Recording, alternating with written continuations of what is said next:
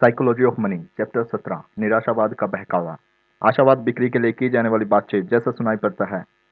निराशावाद किसी मदद करने वाले जैसा प्रतीत होता है। कुछ ऐसे कारणों की वजह से जिन्हें मैं कभी समझ नहीं पाया, लोग यह मानना पसंद करते हैं कि संसार नर्क की ओर जा रहा है। शायद आशावाद अधिकतर लोगों के लिए सबसे अच्छा विकल्प है, क्योंकि अधिकतर समय अधिकतर लोगों के लिए संसार बेहतर होता जाता है। लेकिन निराशावाद हमारे हृदय में एक खास जगह रखता है। निराशावाद न सिर्फ आशावाद से अधिक सामान्य है, बल्कि यह अधिक समझदारी पूर्ण भी सुनाई पड़ता है। यह बौद्धिक रूप से लुभावना है और इस पर आशावाद से अधिक ध्यान दिया जाता है, जिसे अक्सर जोखिम से अनभिज्ञ समझा जाता है। आगे जाने से पहले आशावाद को प्रभावित करते हैं। वास्तविक आशावादी यह नहीं मानते कि सब अच्छा होगा, वह असावधानी है। आशावाद वह विश्वास है कि समय के साथ अच्छे परिणाम पाने का संयोगानुपात आपके पक्ष में है, तब भी जब आप रास्ते में रुकावटें आए।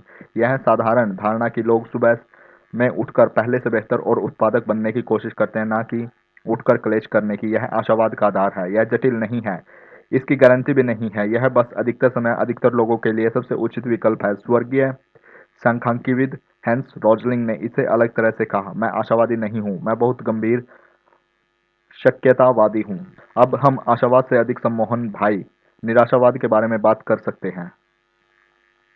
दिसंबर 2008 आधुनिक इतिहास में अर्थव्यवस्था के लिए सबसे खराब साल खत्म होने को था।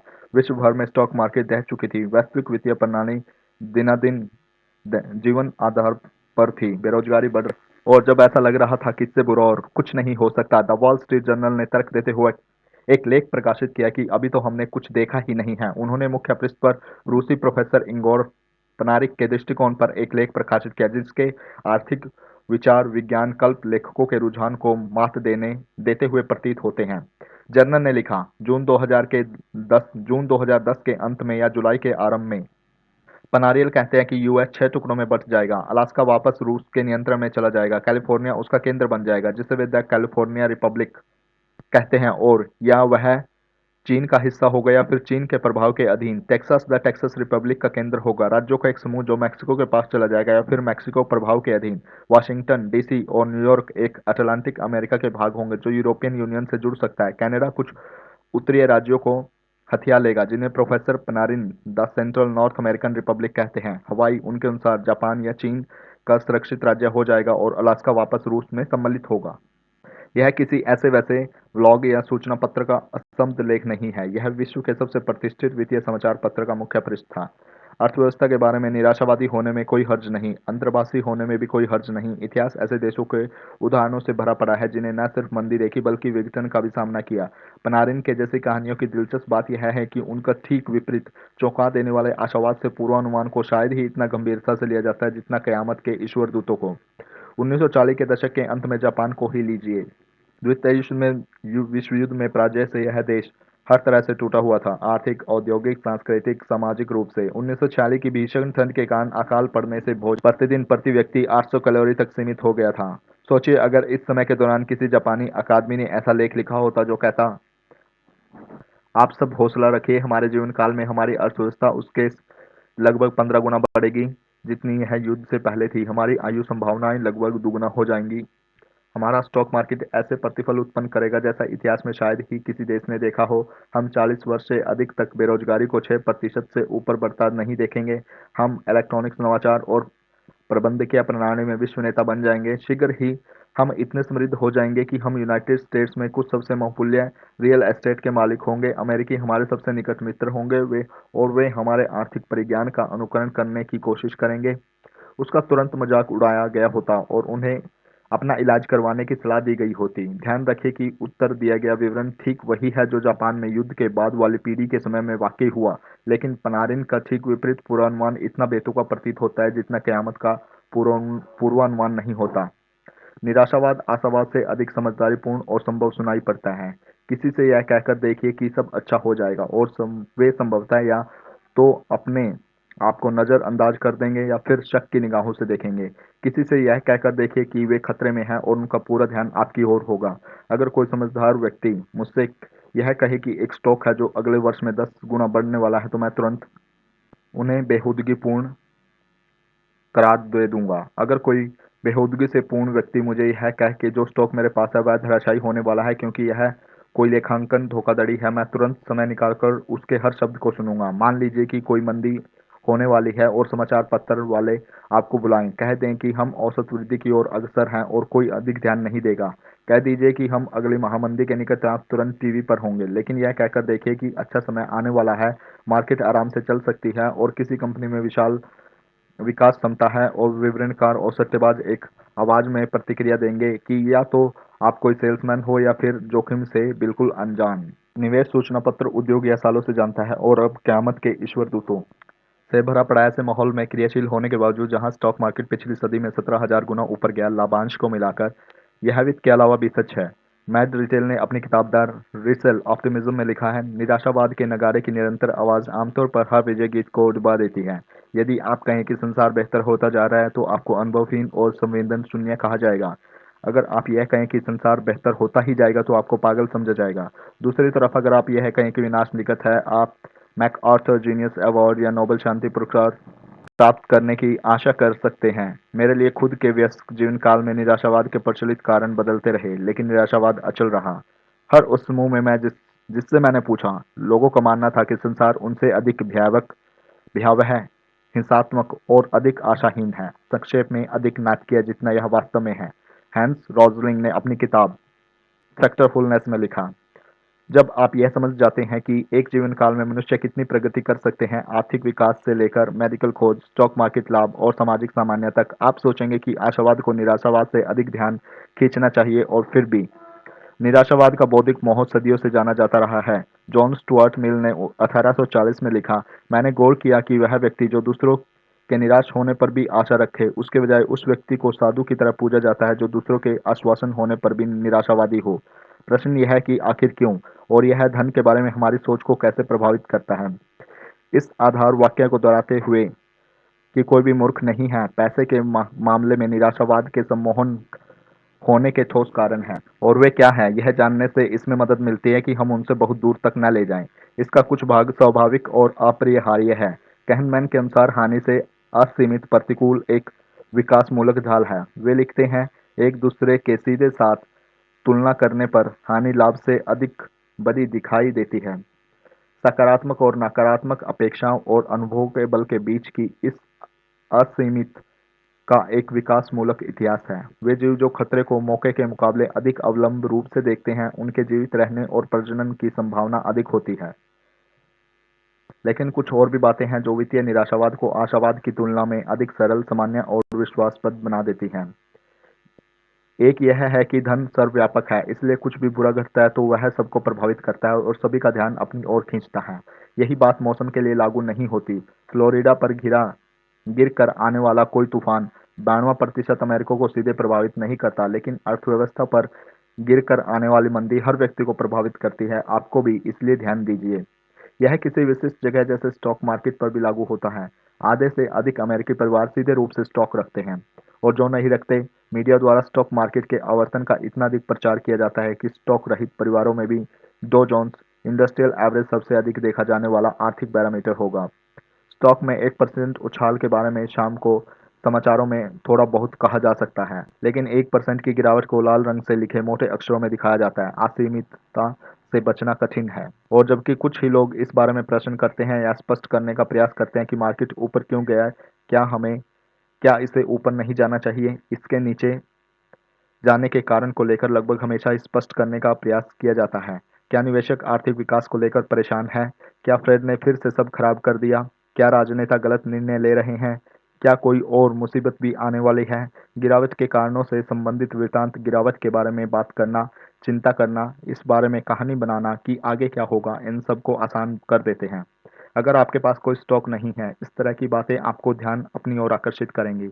1929 की महागिरावट जिसकी महामंदी को चिंगारी दी, उसकी पूर्व संध्या पर मात्र 2.5% अमेरिकियों के पास ही स्टॉक थे। लेकिन अधिकांश अमेरिकनों ने अगर विश्व में नहीं, मार्केट को अचंभे के साथ धराशायी होते देखा, यह सोचते हुए कि उनके भाग्य पर क्या प्रभाव होगा, चाहे फिर यह कोई वकील हो, किसान हो या फिर कोई कार मैकेनिक। इतिहासकार एरिक रोचवे ने लिखा, मूल्य के इस गिरावट ने तुरंत कुछ ही अमेरिको को पीड़ित किया, लेकिन अन्यों को मार्केट को इतनी निकटता से देखा और अपने भाग्य की तालिका मान लिया। कि उन्होंने अचानक अपनी अधिकांश आर्थिक गतिविधियों को रोक दिया। जैसे कि अर्थशास्त्री जोसेफ शुम्पेटर ने बाद में लिखा, लोगों को लगा कि उनके पांव के नीचे की जमीन ही खिसक रही थी। ऐसे दो विषय हैं जिनके जो आपके जीवन को प्रभावित करेंगे, फिर चाहे आप उनमें रुचि रखते हो या नहीं। पहला है धन, दूसरा है स्वास्थ्य। हालांकि स्वास्थ्य समस्याएं व्यक्तिगत होती हैं, धन संबंधी मुद्दे सर्वांगी होते हैं। एक संबंध तंत्र में जहां किसी एक व्यक्ति के निर्णय हर किसी को प्रभावित कर सकते हैं, यह समझना आसान है कि वित्तीय जोखिम क्यों इस प्रकार लोकप्रिय होते हैं और ध्यान आकर्षित करते हैं, शायद कि कोई दूसरा विषय कर पाए। दूसरा यह है कि निराशावाद अक्सर वर्तमान रुझानों में ही बहिर्वेशन करते हैं, बिना इस पर ध्यान दिए कि मार्केट किस प्रकार अनुकूल बन जाते हैं। 2008 में पर्यावरणविद लेस्टर ब्राउन ने लिखा, 2030 तक चीन को प्रतिदिन 98 बैरल तेल की आवश्यकता होगी। वर्तमान में विश्व 85 बैरल तेल प्रतिदिन उत्पन्न कर रहा है और इससे अधिक शायद कभी नहीं कर पाएगा। इस तरह चले जाएंगे विश्व के तेल भंडार। ये ठीक कह रहे हैं। उस परिदृश्य में विश्व में तेल खत्म हो जाएगा, लेकिन मार्केट इस तरह काम नहीं करते। अर्थशास्त्र में एक मूल नियम है, अत्यधिक अच्छी और अत्यधिक बुरी परिस्थितियां शायद ही कभी उस तरह बनी रहती हैं, क्योंकि आपूर्ति और मांग अप्रत्याशित तरीकों के अनुकूल हो जाती है। वे ठीक कह रहे हैं। उस परिदृश्य में विश्व के तेल खत्म हो जाएगा, लेकिन मार्केट इस तरह काम नहीं करते। अर्थशास्त्र में एक मूल नियम है, अत्यधिक अच्छी और अत्यधिक बुरी परिस्थितियां शायद ही कभी उस तरह बनती रहती, क्योंकि आपूर्ति और मांग अप्रत्याशित तरीकों से अनुकूलित हो जाती है। देखिए ब्राउन के पूर्वानुमान के बाद तेल को क्या हुआ होगा। 2008 में तेल का मूल्य आसमान छूने लगा, क्योंकि बढ़ती वैश्विक मांग अधिकांश रूप से चीन की संभावित उत्पादक तक पहुंच गई। तेल की एक बैरल 2001 में $20 में बिकता था, जबकि 2008 में $138 में। नए मूल्यों का मतलब था कि तेल की खुदाई जमीन से सोना निकलने के समान थी। तेल उत्पादकों के लिए प्रोत्साहन राशि की नाटकीय रूप से बदल गई थी। $20 प्रति बैरल के मूल्य में जो तेल आपूर्ति मेहनत के लायक नहीं थी, तेल बेचने की कीमत खुदाई के खर्च को पूरा नहीं कर सकती थी, अब आजीवन बोंजा बन चुका था, क्योंकि इसे $138 में बेचा जा सकता था। इससे नई फ्रैंकिंग और क्षैतिज ड्रिलिंग तकनीकों का जन्म हुआ। पृथ्वी में पूरे मानव इतिहास में लगभग एक समान तेल भंडार रहे हैं, और हम काफी समय से जानते हैं कि बड़े तेल के भंडार कहाँ हैं। जो बदलता है वह है हमारी तकनीक, जो हमें मितव्ययिता से जमीन से तेल निकालने में सक्षम करती है।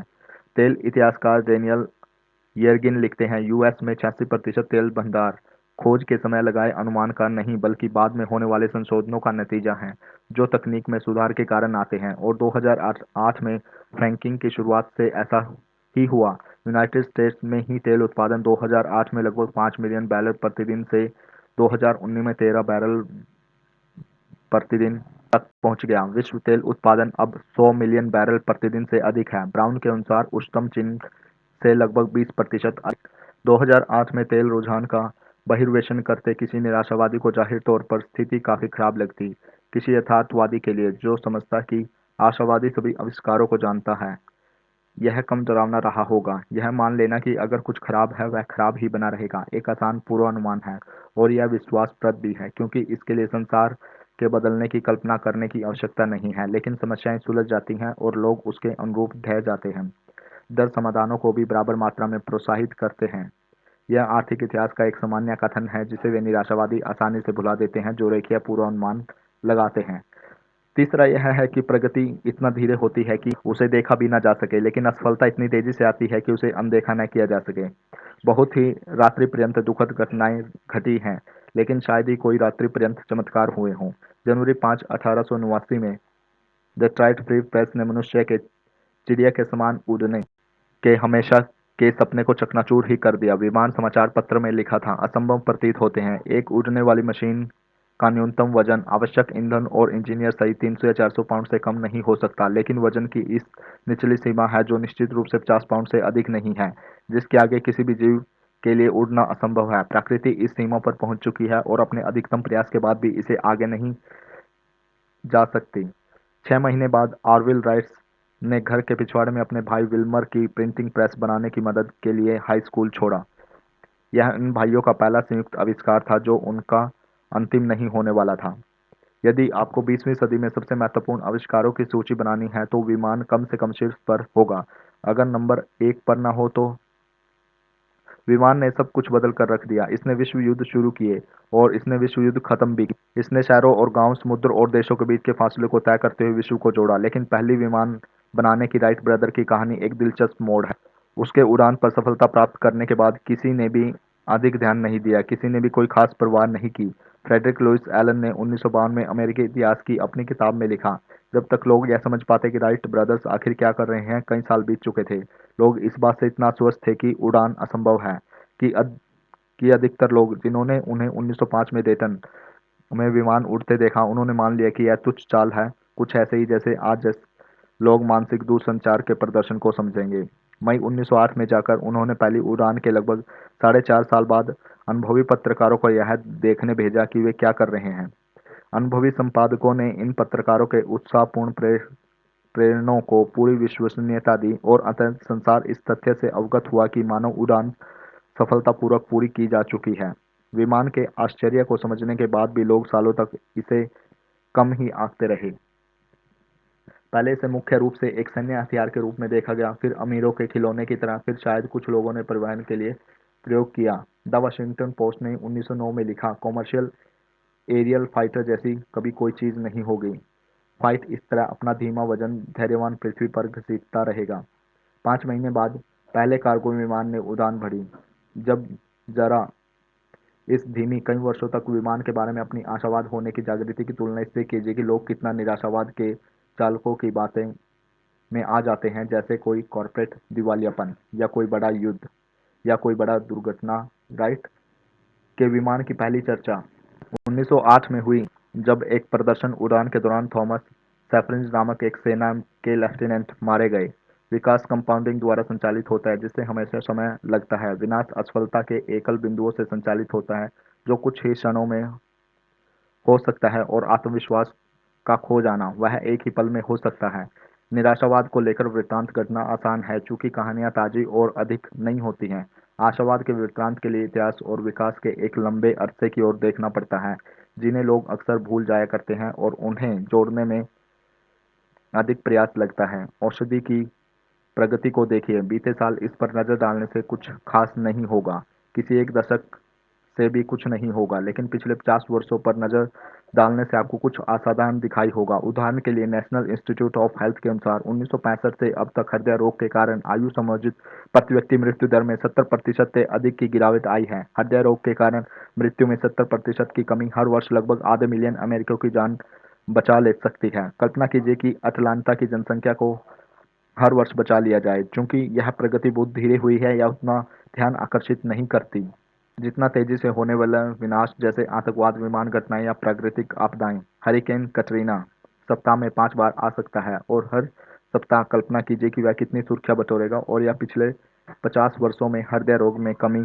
से बचाए जाने वाली संख्या को ऑफसेट नहीं करेगा। यही व्यवसाय में भी लागू है, जहां यह समझने में वर्षों लग जाते हैं कि कोई भी उत्पाद या कंपनी कितनी महत्वपूर्ण है, लेकिन असफलताएं रातों रात हो जाती हैं। और स्टॉक मार्केट में जहां 6 महीने में हुई 40% गिरावट कांग्रेस की जांच का कारण बन जाती है, लेकिन 6 वर्षों के अंतराल में हुआ 140% लाभ वस्तुतः अनदेखा रह सकता है। और कैरियर में जहां प्रतिष्ठा बनाने के लिए पूरा जीवन लग जाता है, और नष्ट होने के लिए मात्र एक ईमेल निराशावाद का छोटा घाव प्रबल बना देता है, और आशावाद का मजबूत खिंचाव अनदेखा रह जाता है।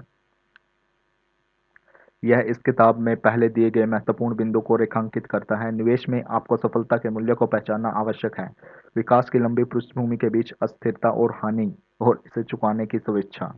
2004 में द न्यूयॉर्क टाइम्स ने स्टीफन हॉकिंस का साक्षात्कार किया। वह वैज्ञानिक जिसकी लाइलाज मोटर न्यूरॉन बीमारी ने 21 वर्ष की आयु में उन्हें पक्षपात से ग्रस्त और बोलने में असमर्थ कर दिया था।